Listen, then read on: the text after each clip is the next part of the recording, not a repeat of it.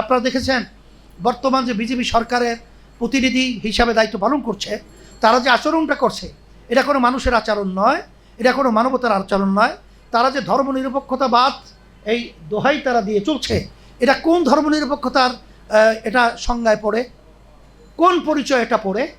ধর্মনিরপেক্ষতাবাদের ব্যাখ্যা তো আমরা জেনেছি, যার যার ধর্ম সে স্বাধীনভাবে পালন করবে, কিন্তু সেখানে পশু জবাই দেওয়ার ব্যাপারে শিয়া বাটার ও ভিটামিন সমৃদ্ধ লিলি বিউটি সোপ, তারুণ্যময় উজ্জ্বল ত্বকের জন্য নিষেধাজ্ঞা জারি করা।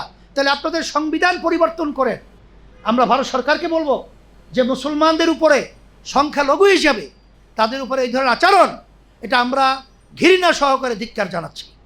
আমাদের দেশেও সংখ্যালঘু রয়েছে, কিন্তু আমাদের দেশে আচরণ দেখেন, আমরা তো একাকার হয়ে আমরা দেশ সমাজ গঠন করার জন্যে আমরা তাদের সাথে ভাইয়াচারী হিসাবে আমরা ব্যবহার করি।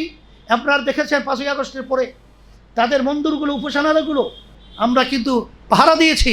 কি জন্যে?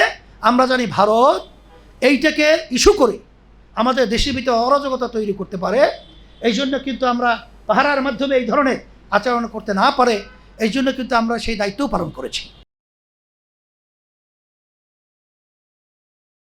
শিয়া বাটার ও ভিটামিন সমৃদ্ধ লিলি বিউটি সোপ, তারুণ্যময় উজ্জ্বল ত্বকের জন্য।